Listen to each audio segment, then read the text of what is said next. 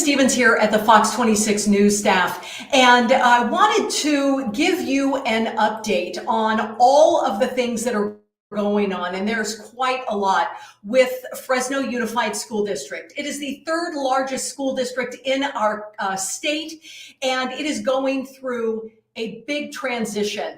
And it's not just for the school budget, which we have been talking about, but also a search for a new superintendent. There are budget cuts that are expected because of the state budget that will be coming out in about a month, and a lot of concern about what will be cut and where. I'd like to introduce right now Edward Smith. He is a reporter with GV Wire who's also been covering this extensively, and it was at the school board meeting last night.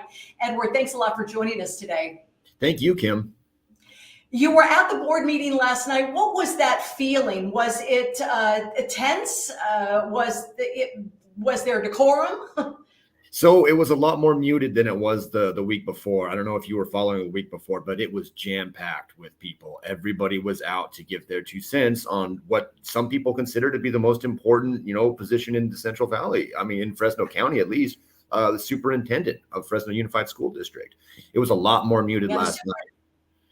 Okay, muted is not so bad. Now, so the reason why they're looking for one is because Bob Nelson, who's been the superintendent for the last 7 years, has decided that he is going to retire from this position or move on and go over to the Kremen School of Education at Fresno State, right? Yeah, that's correct. July is when he's supposed to be leaving Fresno Unified. So they have a little bit of a countdown timer to fill that position. Yeah, so a little bit of time, but it seems like there's a lot to do in that time period. Yeah, a lot to do. I mean, this isn't something that you can just whip out. Now you've got to do interviews still. You've got to find candidates. There's a lot to do. Well, now also because the community has said there must be a nationwide search rather than just an internal search. Let's play a piece of sound from Susan Wittrip from last night. She is the school board president, because there have been concerns about the process of this search for superintendent. As president of the board, I just want to clear up some misconceptions that have been in the public this last week. And that is that there is no succession plan for superintendent. The school board selects the superintendent works for the school board. All right, so what do you, how was that received last night? Yeah, so she was clarifying comments that were made last week by Assistant Superintendent Anarita Howell, who in her public comment said that there were that the board's decision to delay interviews kind of defies their succession plan that had been in place for 10 years. So a lot of the media, including our media and the community, kind of didn't know what that meant, because to us that sounded like, well, there is a succession plan in place. We pressed further on the district to say, hey, is there a succession plan? We were told that those are personnel issues, and so therefore confidential.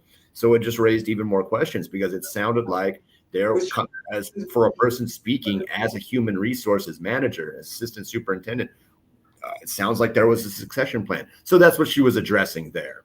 Okay, now let's take a look at and listen to a few people who from the community and from some schools who had some words to share and some perspective that they were looking for. First off, this is a community member speaking. This is important to our community. It was just said, listen to the teachers, listen to the students, listen to the parents, listen to the community. And I feel like that message can echo through. We need people to listen. We need this board to listen. We need our community to come together. We need that nationwide search. We need to be able to promote, and we need to be able to lift what Fresno Unified is all about. All right, and then the next one is from someone who is a former principal. Or not former, I mean, you had said she is a current principal in Fresno Unified. Stand by for a second, I'm trying to multitask here. Hold on. Through it all, we've been. Okay, here we go. the calm in the chaos. We've done our best to protect our students and our staff. Now we must lead through the divisiveness created by the process of our superintendent search, a process that has surfaced bullying, discrimination, and disparaging remarks. It's disheartening to the thousands of Fresno Unified employees who work tirelessly each and every day to be criticized in the media by people who have never walked in our shoes. What is she talking about there, Edward? So last week, GV Wire did an article on the comments made by Anna Rita Howell as we're trying to figure out, what the process is and what the superintendent is, because a lot of community members have been saying they've been kept in the dark. The district hired an outside firm to kind of get the sense of what the community wanted, and parents have been very vocal about the fact that their opinions on what they want out of the superintendent were not translated over to trustees. Even the board president, Susan Wittrup, said she did not feel that they got an accurate picture of what community members want. So a lot of community members and the media have been kept in the dark about what's been going on. So she's referring to, questions that have been raised about what's next for the superintendent. Okay. And so what is next? How long, what is the process? So they still don't have a plan in place. What we know now is they do want to expand to include an external search. We don't know if that's going to be limited to a statewide search, or if that's going to be limited to or if that's going to be across the entire nation. They don't know that. Well, at least that's what they're telling us, is they don't know that yet. So they said that that will be included in subsequent meetings. They did say that they did want community input and details of that community input, whether those be meetings, a mailer. We don't know yet. They said that's going to come out in subsequent meetings, and that's as far as they've gotten now. We have heard a number of people say that we want to make sure that the next superintendent is someone who understands our Fresno Unified, understands the nature of our community and Fresno and the surrounding cities, and our way of life. And there is concern that an outsider, someone from a different part of the country, would not understand. What do you think? There are definitely some concerns about that. When the original search firm met with members of the Southeast Asian community, a lot of them said, there's a big difference between Hmong students and Laotian students and Cambodian students, and that takes a very nuanced knowledge. Being able to understand, Hispanic cultures and all that, it is very important. At the same time, Fresno Unified has been facing declining literacy rates. It is starting to come back on the rise after the pandemic, but there are some who've said that maybe we don't want an insider. We have definitely heard parents from the Bullard region said that we don't want an insider. We actually want somebody from the outside who can kind of shake things up. Okay.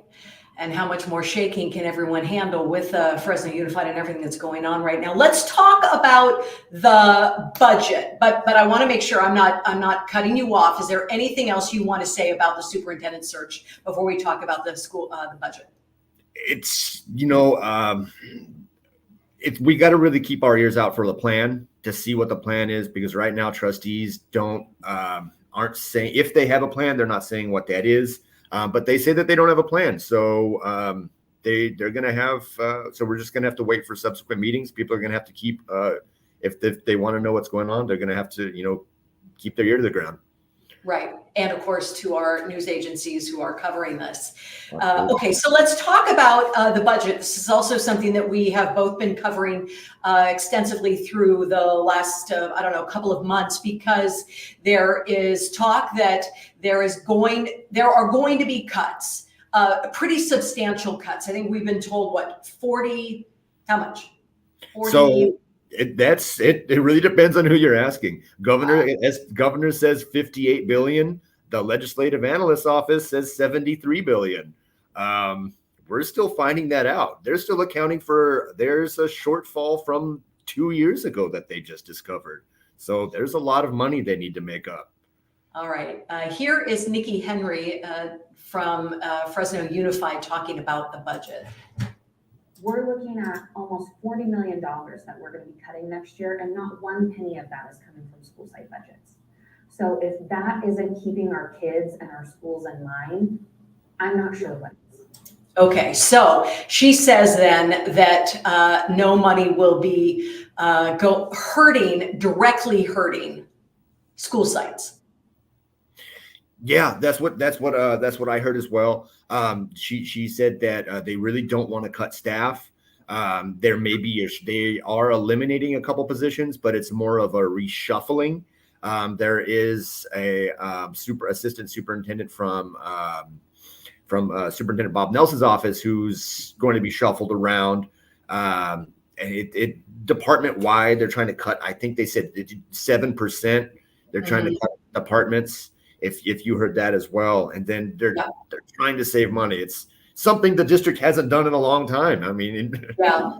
Well, we're going to get into specifics as to what they're saying are possibly on the cutting, slicing, shaving block, if you will. But first, again, why we are in this situation. And first and foremost, Fresno Unified, as other public schools, received money from the state, from the governor's office, and from the state budget. And the state is in what Nikki Henry calls an active, I was going to say contrition. That's not it. Yes, thank you. and so with less money coming from Sacramento, that means there will be less money in all of our school districts to do what they want.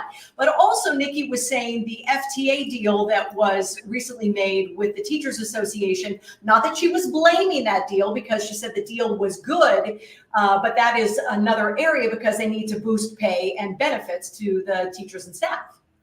Yeah, I mean, you can't ignore the deal that was made with teachers that raises salaries more than 10% over 3 years. So I mean, that is a fact that is going to be a major factor for the district that they're going to have to consider. Yeah, well, they certainly didn't want a long, lengthy, dirty, messy time with picketing of teachers, and certainly teachers didn't want to have that either. The next one is daily average attendance. It is down, and that means any child that is not sitting in a seat in a classroom means no money coming from the state to that school or school district. That's right. Nikki Henry was talking about that yesterday. She had talked about, I think daily average attendance is down 2%, which is a big deal when you're talking about funding. You're talking about millions of dollars. A lot of parents still, coming off of the pandemic, the sickness is a big thing. They're seeing a lot more kids being called out sick. And they're also, which is interesting, is a lot of parents are feeling that remote education is an alternative. So they're hearing from a lot of parents saying, oh, I'm going to take my kid, I'm going to go on vacation. Well, can't they just do remote learning? And that's not the way it works, but that's the impression that parents still have. Yeah, even though there was so much griping about remote learning, now there are some who say that they certainly do favor that. And there are places to do that. There are, online learning options out there, but going to Fresno Unified, to one of the many public schools here, that's not what they're doing. The next is lower enrollment. That's also kind of building. Did things just change color around here? Sorry. I'm getting ready for the newscast, I guess. Anyway, lower enrollment is also another thing that Nikki Henry was talking about, that they're down over 1,000 students who have either moved out of the district, they've moved to a different district, or they have chosen to completely go homeschooled and off the traditional, campus, if you will. It's definitely a factor. We were seeing a lot more charter schools opening up. That's an alternative there. And, Nikki Henry talked about this yesterday. They're not at the point that they're, it's going to be a long ways before they even talk about shutting down schools. That's not, I don't want to put that out there what they're talking, but she said that they've got to start addressing that now before that becomes an issue. So this is something that they're going to have to address now. Okay, well, let's talk about then where some of these cuts could come from. Nothing is set in stone now, but we know that these are areas specifically that the school district and schools are talking about cuts. And let's once again hear from Nikki Henry on this first as we get through this. we're looking at almost $40 million that we're going to be cutting next year, and not one penny of that is coming from school site budgets. Okay. So if that isn't keeping our kids and our schools in mind, I'm not sure what is. I think I played that already. Sorry. Okay. So, but anyway, that's where we hear that the money is not coming from. So a couple of the areas that are supposedly on the block of cutting. Let's take a look at, okay, this multitasking of mine is starting to hit it a little bit. Here is Nikki with what I was intending for you to hear. For those who might feel that we aren't putting our kids first when we're thinking about these budget cuts, I challenge you to dive into the process, to come to our board meetings, to see and look at the documents online, because what you'll find through each budget, each department proposing these cuts, they're being very strategic. Okay, so let's talk about the strategy then. Teachers on special assignment headed back to the classroom. There are quite a few teachers who are on this special assignment where they are, either writing grants or getting, creating extra learning opportunities for teachers. There are about 300 of them, she said, that are in the district, and each year about 75 of them will be coming back into the classroom, teachers on special assignment. Doesn't that sound like it could be a positive? It definitely does. I mean, this is something that they haven't had to do in probably more than, what would you say, 10 years is budget cuts. And, again, they don't want to cut staff. So, I mean, this is a way to cut money. This is a way to save money. And help with students maybe have more, a greater ratio between teachers and students. I do want to say that we've received a few comments. Mammy Duck is one person, and she says, or this person said, parents should also be given more information about remote learning options and homeschooling. So that is something that is of interest. I think if you were, if you were to advise this person, where would you say is the best place to go for this kind of information, Edward, that you've seen? Actually, interesting enough, Fresno Unified actually had a presentation last night on their newest school campus, which is going to be called Farber. It's kind of a union between three high schools, one J.E. Young, Cambridge High School, and then e-learning. So it actually combines those home studies and online learning to kind of be all in one. So it actually gives a lot of alternative education options. That'll be opening up next year in August. So that I would look into something like that if that's what the student is interested in. It's going to have some very interesting. It's going to have some very interesting teaching styles, including a warehouse, including a logistics warehouse that you can kind of, students can kind of learn how to get into the Amazon world. They're partnering with the food bank. It's pretty neat, actually. It's pretty neat. Okay. Well, if we learned anything from COVID, it's that we're all forced to get more creative and in our education style, but also in our receiving that and learning. Now, one thing that Nikki did mention was that, when it comes to online learning, it's not something you can go back and forth from. So if you're going to be online learning, that's the way you're going to do it. So. Yeah, that's a good point. All right. So one of the places of cuts that we just talked about, teachers on special assignment coming back into the classroom. The next thing, classified personnel, that's office staff and support staff, teachers' aides, may be moved to a separate position or a different position, but not cut. No pink slips are anticipated. Yeah, that's what it sounds like. Now they are still waiting to see what it's going to look like when the governor says the May revise. They're going to have to. Fresno Unified is going to have to consider what's going on. They're going to get a better picture. But for right now, like you said, they want to keep as many staff on as possible. They said that they don't necessarily need to cut anybody yet. One of the other things that I read about, and frankly, it was in an article that you and your colleague Nancy had done over at GV Wire, and that was textbook reserves cut. And at first, as an author of a textbook and a teacher at Fresno State, that very much bothered and concerned me. And of course, a parent of children who have gone through our school system here. It concerned me because I certainly don't want our children to have subpar textbooks or, God forbid, especially when it comes to history, old information. But Nikki Henry said, no, that's not what we mean by textbook reserves. It's more of she said that the curriculum that they have now and will continue to have will always be the most up to date. And so this is more of like, well, piles that aren't quite being used. Sounds like you've got some firsthand experience on, the impacts that, old textbooks can have. Yeah, that's true. And then the fourth thing, and we're talking about maybe 5 areas of cuts, is designated school funding. Now, let's talk about the designated schools. We have about 40 schools in Fresno Unified that are under this umbrella, and that is areas where these students get maybe 30 extra minutes a day of learning, in areas where maybe through grading and testing, it had appeared the students needed more education.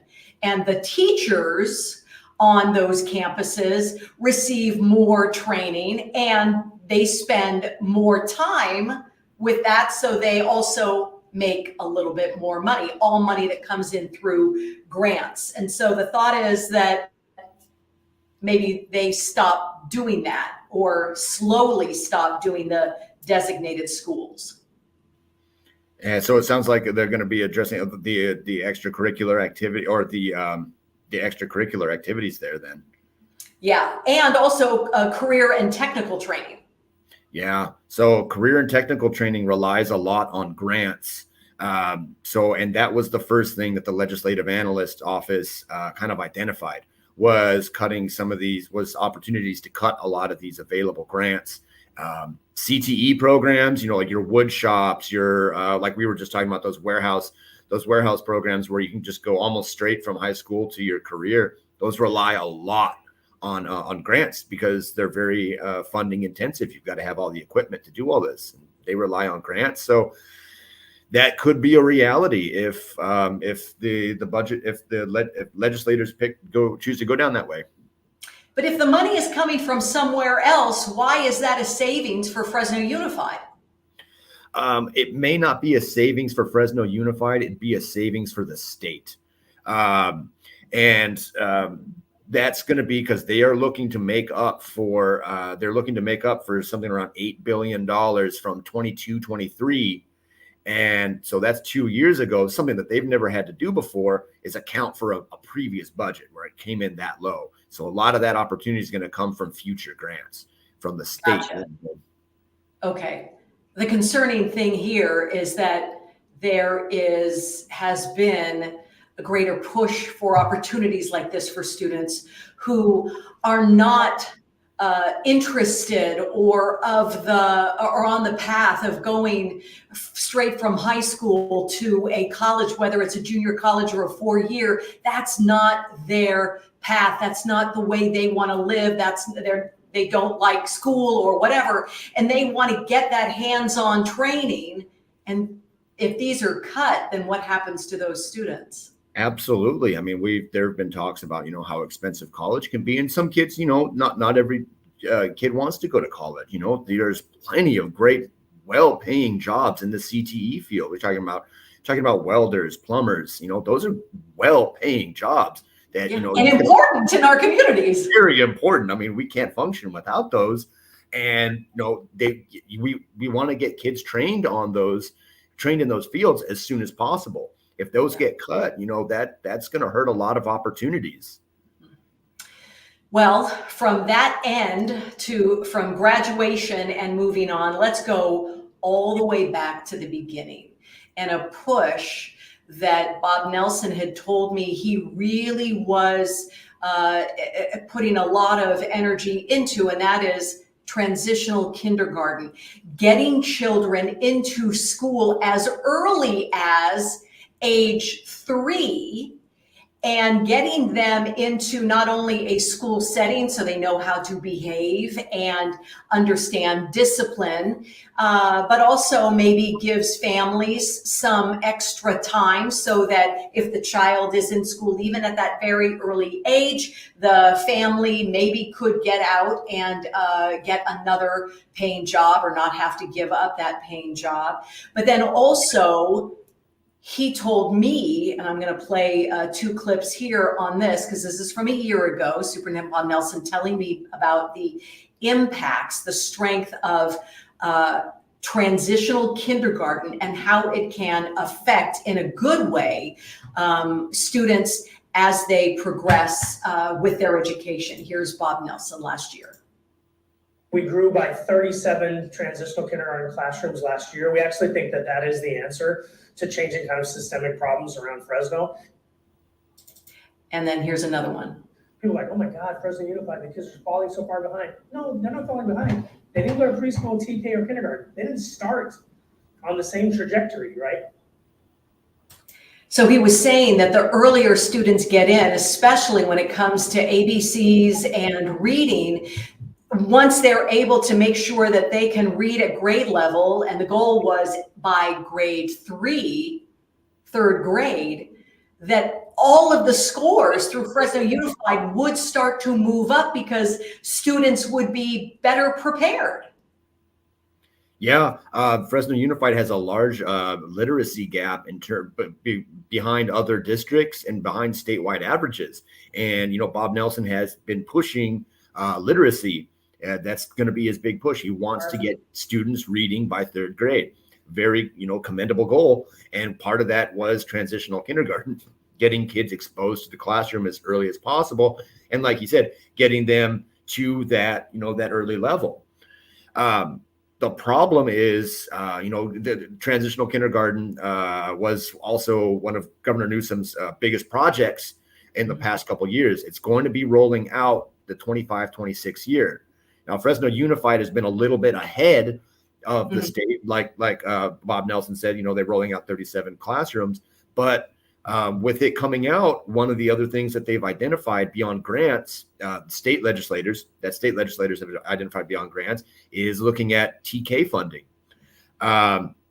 Legislators are meeting this week. I believe it actually may be today to discuss a couple items on how to address that budget deficit. One of those items is a $550 million delay for facility grants for TK specifically. And there's other cuts looking at that. Well, that certainly does not bode well then for these plans and to bring up numbers and to make sure that every child is a reader in our area by a certain age. Here's one last one. I talked with Nikki Henry recently about the budget cuts. This is one other area where I was assured would not be cut. Here's Nikki. Our literacy initiative and focus, every child is a reader by the end of 1st grade, that is still priority. And the funding that is allocated to support that, we are proposing continues, because that's our fundamental goal. That's our number 1 priority, is getting our kids to read early. So if funding ends up getting cut, especially for these TK, that is of concern. Yeah. One thing I did talk to Nikki about TK, and she said that even though Fresno Unified's been rolling it out a couple of years, enrollment's still kind of lacking. She feels that there wasn't quite enough trust. Part of it is trust. Part of it is that it's just so new. But parents, that's an early age to be sending kids. And a lot of what she said was a lot of parents may not be ready to, send their kids off in 3rd grade, and they think of it more as, daycare. But they're actually doing some learning there. Yeah. And I can understand that as a mother for sure. I mean, you want to hold on to that baby, and you call them a baby long after they're, not a baby anymore, but, or maybe there's 24 and I still call them my baby. But, I can understand that desire to just hold on. And have those moments for as long as you possibly can. But for families, well, and who's to say, are you is it up to us? Are we the ones to say, you're the kind of family who needs to have your child in school, but not mine? I mean, that just isn't realistic. Yeah, some parents don't want to do that, and that's their prerogative. Yeah, for sure. All right. So what is your overall takeaway on this? And in the next steps, the next school board meeting is what, April 24th? Yep. So, we're anticipating that we're going to have some more, that they're going to have some more announcements by then. Trustee Veva Islas said that they do want to look for an outside firm to handle the search, because the previous firm is now withdrew themselves. They don't want to do it, so they are going to have to find another firm to do that if they want to go that route. Long Beach Unified actually handled their own, but it sounds like they want to get a firm to do that. That sounds like the direction Fresno Unified wants to go. But so that's going to be what we're going to be looking for April 24th. Okay. And then the state, the governor of California, Governor Newsom, unveils the state budget in May to say how much we have and how much we, meaning Sacramento, will not be giving to the rest of the state for these state-funded programs. And then after Fresno Unified finds out about that state budget, then it goes back and says, all right, now this is definitely going to have to go, cut, be shaved, whatever. Yeah, we're going to get a very better picture. We're going to get a much better picture about what that budget's going to look like after the May revise, and then even more so in June when they finalize the budget. But we're still speculating as to what that's going to look like. And then the end of July, Superintendent Bob Nelson leaves, and either an interim takes over in the meantime, while we wait to find out who the next superintendent, the 8th superintendent of Fresno Unified, will be. Again, the 3rd largest school district in the state. Yeah, Fresno Unified executives definitely have their work cut out for them. They do. Well, I think so do you and I, to make sure that we keep up on everything and just implore upon our community, those who are reading GV Wire, watching and reading here at Fox 26, that the school district says it wants community input. So you are invited to do so. Go to a school board meeting, go online to the school district's website and talk to your trustee for your area and make your concerns be known. Absolutely. I mean, this is about the future of our children. If you've got an opinion, keep your ears out. You, KMPH, GV Wire, we're both going to be putting out where parents can do that. So. All right. Well, thank you very much, Edward Smith, with your time or for your time from GV Wire, for all of the reporting thus far, for sharing your time with us today, and for your partnership in news and informing our community. We greatly appreciate it. Thank you, Kim. It's been great to be on here. Thank you. And thanks to everybody who is sharing this time with us. And we look forward to seeing you next time. Have a great day.